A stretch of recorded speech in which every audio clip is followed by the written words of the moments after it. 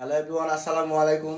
তো পাকিস্তানি একটা খাবার আজকে রান্না করতে বলছি আর কি, আপনার বিফ কাবাব। তো বিফ কাবাবটা কীভাবে বানায়, সেটা কি কি দিয়ে বানায় আপনাদেরকে আজকে দেখাবো। চলেন আমার সাথে চলেন। এখানে আমি সব কিছু সুন্দরভাবে রেখেছি। এটা হচ্ছে গরুর মাংসের কিমা, কাঁচামরিচ আর গরুর মাংস একসাথে কিমা করছি।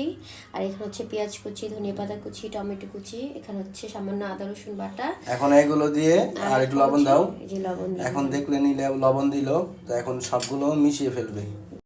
তো সুন্দরভাবে সবগুলো মাখিয়ে নিল। এখন এগুলো মাখিয়ে নেওয়ার পরে এগুলো এখন সুন্দরভাবে ভাজা হবে।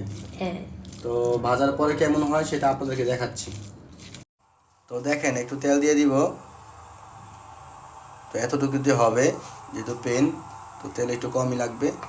তো এইভাবে কম তেল দিয়ে ভাজলে বেশি মজা লাগে। তো এখন কি তুমি সবগুলো মাখিয়ে নিলা? হ্যাঁ। তো দেখতেই পাচ্ছেন, এই সবগুলো মাখিয়ে নিলে সুন্দরভাবে।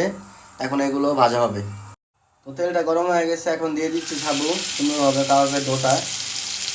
মাংস দিয়ে বানানো যেটা ডোটা বানিয়েছে, তো এটা দিয়ে দিচ্ছে। এখন দেখতেই পাচ্ছেন সুন্দরভাবে হচ্ছে। তো কাবাবের কিমাগুলো সুন্দরভাবে দেখেন গোল গোল করে দেওয়া হয়েছে। এখন ভেজে নেব। তো আলহামদুলিল্লাহ কাবাবটা হয়ে গেল। দেখতেই পাচ্ছেন কিভাবে বানালো। তো এভাবে বানালে ইনশাল্লাহ খেলে খুবই মজা পাবেন। সবাই ভালো থাকবেন। আল্লাহ হাফেজ।